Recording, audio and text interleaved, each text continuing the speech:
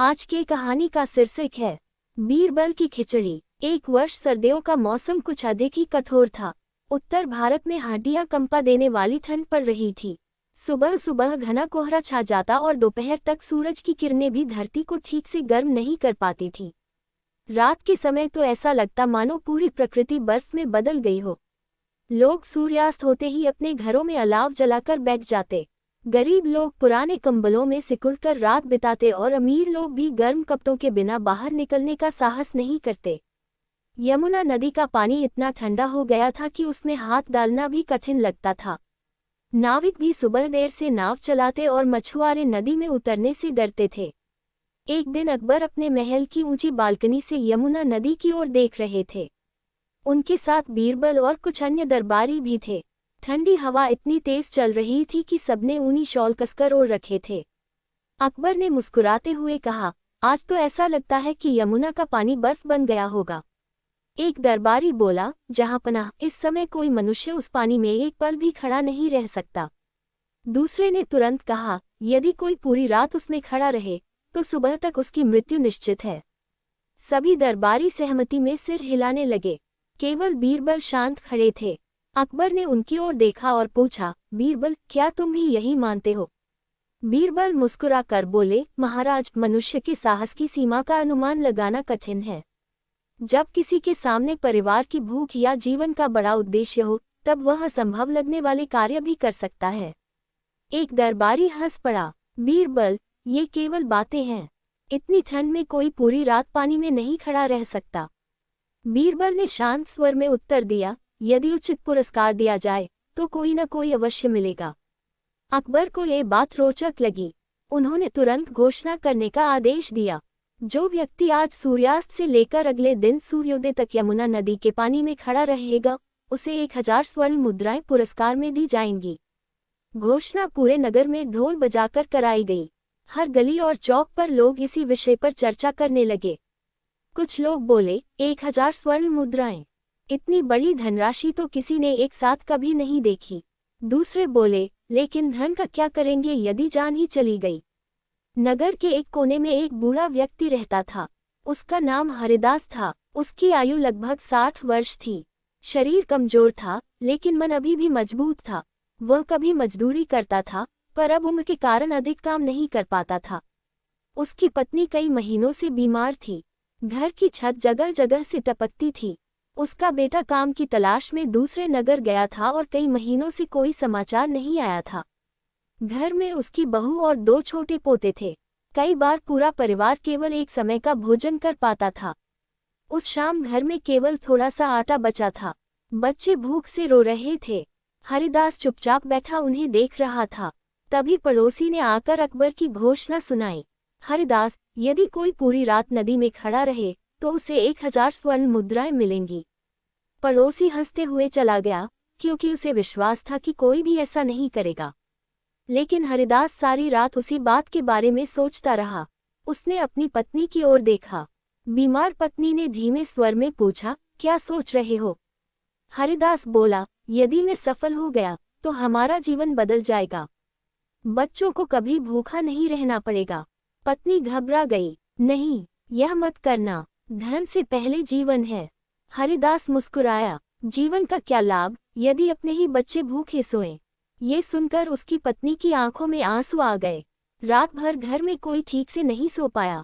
अगली सुबह हरिदास ने अपने पुराने ऊनी कपड़े पहने और महल की ओर चल पड़ा। दरबार में पहुंचकर उसने हाथ जोड़कर कहा, जहांपनाह, मैं आपकी चुनौती स्वीकार करता हूँ। पूरा दरबार उसकी ओर देखने लगा। एक कमजोर, वृद्ध और गरीब व्यक्ति इतनी कठिन चुनौती स्वीकार कर रहा था। कुछ दरबारी उसकी हिम्मत की प्रशंसा कर रहे थे, कुछ मन ही मन उसका मजाक उड़ा रहे थे। अकबर ने गंभीर स्वर में पूछा, क्या तुम अच्छी तरह सोच चुके हो? ये कार्य अत्यंत कठिन है। हरिदास ने दृढ़ता से उत्तर दिया, हाँ महाराज, मेरे लिए ये केवल पुरस्कार नहीं, बल्कि मेरे परिवार के भविष्य की आशा है। अकबर उसकी बात सुनकर प्रभावित हुए। उन्होंने सैनिकों को आदेश दिया, आज रात यह व्यक्ति यमुना नदी में रहेगा। तुम लोग पूरी रात इसकी निगरानी करोगे ताकि कोई छल न हो। सैनिकों ने आदेश स्वीकार किया। बीरबल ने हरिदास की आंखों में देखा। उन्हें उस वृद्ध के चेहरे पर भय भी दिखाई दे रहा था और अपने परिवार के लिए कुछ कर गुजरने का अटूट साहस भी। बीरबल मन ही मन सोचने लगे, ईश्वर करे इस गरीब की मेहनत व्यर्थ न जाए। सूरज धीरे धीरे पश्चिम की ओर ढलने लगा। आकाश लालिमा से भर गया और पूरे नगर में शाम की ठंडी हवा चलने लगी। जैसे जैसे अंधेरा बढ़ रहा था, सर्दी भी अपना असर दिखाने लगी। लोग जल्दी जल्दी अपने घरों की ओर लौट रहे थे। बाजार की दुकानें बंद होने लगी और गलियों में अलाव जलने लगे। उधर यमुना नदी के किनारे बड़ी संख्या में लोग इकट्ठा हो गए थे। सभी उस गरीब वृद्ध हरिदास को देखने आए थे, जिसने सम्राट अकबर की चुनौती स्वीकार की थी। कुछ लोग उसके साहस की प्रशंसा कर रहे थे। देखो, परिवार के लिए इंसान क्या क्या कर सकता है। कुछ लोग अफसोस जता रहे थे, बेचारा सुबह तक शायद जीवित नहीं बचेगा। कुछ लोग इसे केवल तमाशा समझकर आए थे। थोड़ी ही देर में महल से सैनिक भी पहुंच गए। उनके साथ एक अधिकारी भी था, जिसे पूरी रात निगरानी करने की जिम्मेदारी दी गई थी। अधिकारी ने हरिदास से कहा, ध्यान रखना, तुम्हें पूरी रात नदी के पानी में रहना होगा। यदि तुम बाहर निकले या किसी ने तुम्हारी सहायता की, तो तुम्हें पुरस्कार नहीं मिलेगा। हरिदास ने शांत स्वर में उत्तर दिया, मैं नियमों का पूरी तरह पालन करूंगा। सूरज पूरी तरह डूब गया। यमुना के किनारे सन्नाटा छा गया। हरिदास ने भगवान का स्मरण किया, अपने परिवार को याद किया और धीरे धीरे नदी में उतरने लगा। जैसे ही उसका पैर पानी में पड़ा, उसके शरीर में ठंड की तेज लहर दौड़ गई। पानी इतना ठंडा था कि उसके पैरों की उंगलियां कुछ ही क्षणों में सुन्न होने लगीं। लेकिन उसने हिम्मत नहीं हारी। धीरे धीरे वह कमर तक पानी में चला गया और वहीं स्थिर होकर खड़ा हो गया। किनारे पर खड़े सैनिकों ने समय लिख लिया। रात की परीक्षा शुरू हो चुकी थी। कुछ ही देर बाद तेज हवा चलने लगी। ठंडी हवा पानी की सतह से टकराकर हरिदास के शरीर को चीरती हुई गुजर रही थी। उसके दांत किटकिटाने लगे, हाथ कांपने लगे। कई बार ऐसा लगा कि वह बाहर निकल आए, लेकिन हर बार उसे अपने पोतों का मासूम चेहरा याद आ जाता। उसे याद आया कि पिछली रात बच्चे भूखे सोए थे। उसे अपनी बीमार पत्नी का चेहरा याद आया। उसने मन ही मन कहा, हे भगवान, मुझे बस आज की रात शक्ति दे दो। समय धीरे धीरे बीतने लगा। पहला पहर समाप्त हुआ। सैनिक अलाव के पास बैठकर पहरा दे रहे थे। वे बीच बीच में हरिदास को देखते और हैरान होते कि वह अभी भी पानी में खड़ा है। एक सैनिक बोला, मैं तो 5 मिनट भी इस पानी में नहीं रह सकता। दूसरा बोला, गरीबी इंसान को लोहे से भी मजबूत बना देती है। रात और गहरी हो गई। कोहरा इतना घना था कि सामने खड़ा व्यक्ति भी मुश्किल से दिखाई देता था। हरिदास का पूरा शरीर कांप रहा था। उसके होंठ नीले पड़ने लगे थे। फिर भी उसने अपनी जगह नहीं छोड़ी। इसी बीच उसकी नज़र दूर महल की ओर गई। महल की सबसे ऊंची मीनार पर एक छोटा सा दीपक जल रहा था। वह इतनी दूर था कि उसकी लौ केवल एक चमकते हुए बिंदु जैसी दिखाई दे रही थी। हरिदास उस दीपक को देखने लगा। वह दीपक उसे अपने घर की याद दिला रहा था। उसे ऐसा महसूस हुआ जैसे अंधेरी रात में वह छोटी सी रोशनी उसे आशा दे रही हो। उसने सोचा, जब तक वह दीपक जल रहा है, मैं भी हार नहीं मानूंगा। धीरे धीरे आधी रात हो गई। अब ठंड अपने चरम पर थी। हवा इतनी तेज थी कि किनारे पर बैठे सैनिक भी बार बार अलाव में लकड़ियां डाल रहे थे। एक सैनिक ने अधिकारी से कहा, मुझे विश्वास नहीं होता कि यह बूढ़ा अभी तक खड़ा है। अधिकारी ने उत्तर दिया, मैंने अपने जीवन में ऐसा साहस कभी नहीं देखा। रात का तीसरा पहर शुरू हुआ। हरिदास का शरीर लगभग सुन्न हो चुका था। अब उसे अपने पैरों का एहसास भी नहीं हो रहा था, लेकिन उसका मन अभी भी दृढ़ था। वह बार बार भगवान का नाम ले रहा था। कभी अपने बेटे को याद करता, कभी पत्नी को, कभी पोतों को। उसे लगता था कि यदि वह हार गया, तो उसका परिवार फिर से उसी गरीबी में डूब जाएगा। यही विचार उसे शक्ति देता रहा। आखिरकार पूर्व दिशा में हल्की रोशनी दिखाई देने लगी। सैनिकों ने एक दूसरे की ओर देखा। सुबह होने वाली है। कुछ ही देर बाद सूर्य की पहली किरणें धरती पर पड़ी। अधिकारी ने ऊंची आवाज में कहा, समय पूरा हुआ, तुम बाहर आ सकते हो। हरिदास धीरे धीरे नदी से बाहर निकला। उसके पैर कांप रहे थे। शरीर ठंड से अकड़ चुका था। सैनिक तुरंत उसके पास पहुंचे। उन्होंने उसे गर्म कंबल ओढ़ाया और आग के पास बैठाया। एक सैनिक बोला, तुम सचमुच बहुत बहादुर हो। दूसरा बोला, आज तुमने साबित कर दिया कि हिम्मत सबसे बड़ी ताकत होती है। कुछ देर बाद हरिदास को गर्म पे दिया गया। जब उसके शरीर में थोड़ी गर्मी लौटी तो सैनिक उसे लेकर महल की ओर चल पड़े। रास्ते भर नगर के लोग उसकी ओर सम्मान से देख रहे थे। सबको विश्वास था कि आज उसे 1000 स्वर्ण मुद्राओं का पुरस्कार अवश्य मिलेगा। लेकिन किसी को यह नहीं पता था कि दरबार में एक ऐसी बात होने वाली है जो इस पूरी घटना को एक नए मोड़ पर पहुंचा देगी। और यही वह मोड़ था जहां बीरबल की बुद्धिमानी पूरे संसार के सामने चमकने वाली थी। सुबह की पहली किरणों के साथ ही आगरा नगर में एक ही चर्चा थी, वह गरीब वृद्ध जिसने पूरी रात यमुना के बर्फ जैसे ठंडे पानी में खड़े होकर सम्राट अकबर की चुनौती पूरी कर दिखाई। लोग उसकी बहादुरी की प्रशंसा कर रहे थे। किसी ने कहा, ऐसा साहस तो बड़े बड़े योद्धाओं में भी नहीं होता। दूसरे ने कहा, गरीबी इंसान से वह काम करा देती है जो असंभव लगता है। उधर सैनिक हरिदास को लेकर शाही महल पहुंचे। ठंड से उसका शरीर अभी भी कांप रहा था। उसे गर्म कपड़े पहनाए गए थे और थोड़ा विश्राम भी कराया गया था, लेकिन पूरी रात की कठिन परीक्षा उसके चेहरे पर साफ दिखाई दे रही थी। कुछ ही देर बाद शाही दरबार सज गया। सोने चांदी से सजा विशाल दीवान एक खास अपनी पूरी भव्यता में चमक रहा था। दरबारियों ने अपने अपने स्थान ग्रहण कर लिए। अकबर अपने सिंहासन पर विराजमान हुए और उनके दाईं ओर बीरबल शांत भाव से बैठे थे। हरिदास को दरबार के बीचों बीच लाया गया। अकबर ने स्नेहपूर्वक पूछा, वृद्ध, क्या तुमने सचमुच पूरी रात नदी के पानी में बिताई? हरिदास ने हाथ जोड़कर उत्तर दिया, जी महाराज, आपकी आज्ञा का पूरी निष्ठा से पालन किया। अकबर ने सैनिकों की ओर देखा। मुख्य अधिकारी आगे बढ़ा और बोला, जहांपनाह, हमने पूरी रात इस व्यक्ति पर निगरानी रखी। यह एक पल के लिए भी नदी से बाहर नहीं आया। इसने आपकी चुनौती पूरी कर दी है। दरबार में हलचल मच गई। अधिकांश दरबारियों को विश्वास था कि अब अकबर उसे 1000 स्वर्ण मुद्राएं प्रदान करेंगे। अकबर मुस्कुराए और बोले, तुमने अद्भुत साहस दिखाया है। तुम्हें हमारा वचन पूरा मिलेगा। हरिदास की आंखों में खुशी के आंसू आ गए। उसे लगा कि अब उसके परिवार के दुख समाप्त हो जाएंगे। लेकिन तभी दरबार के एक मंत्री ने आगे बढ़कर कहा, जहांपनाह, यदि अनुमति हो तो मैं एक बात कहना चाहता हूँ। अकबर ने कहा, कहो। मंत्री बोला, महाराज, सैनिकों से मैंने एक बात सुनी है। पूरी रात यह वृद्ध महल की सबसे ऊंची मीनार पर जल रहे दीपक की ओर देखता रहा। अकबर ने आश्चर्य से पूछा, तो? मंत्री ने चालाकी से कहा, जहांपनाह, उस दीपक से निकलने वाली गर्मी ही इसे मानसिक और शारीरिक सहारा देती रही होगी। यदि इसे दीपक की गर्मी मिली तो इसने चुनौती पूरी नहीं की। कुछ दरबारी तुरंत उसकी बात से सहमत हो गए। हाँ महाराज, यदि इसे किसी प्रकार की गर्मी मिली है तो इसे पुरस्कार नहीं मिलना चाहिए। कुछ दरबारी चुप थे। उन्हें ये तर्क बिल्कुल उचित नहीं लगा, लेकिन कोई भी सम्राट के सामने बोलने का साहस नहीं कर रहा था। अकबर कुछ क्षण सोचने लगे। फिर उन्होंने हरिदास से पूछा, क्या ये सच है कि तुम पूरी रात महल के दीपक की ओर देखते रहे? हरिदास ने ईमानदारी से उत्तर दिया, जी महाराज, मैं उसे देखता रहा। वह बहुत दूर था। उसकी रोशनी देखकर मुझे हिम्मत मिलती रही। बस इतना सुनना था कि वही मंत्री फिर बोला, जहांपनाह, यही प्रमाण है कि उसे दीपक का सहारा मिला।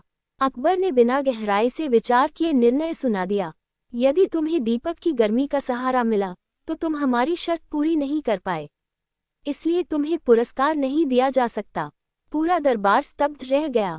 हरिदास के चेहरे की मुस्कान पल भर में गायब हो गई। उसे अपने कानों पर विश्वास नहीं हुआ।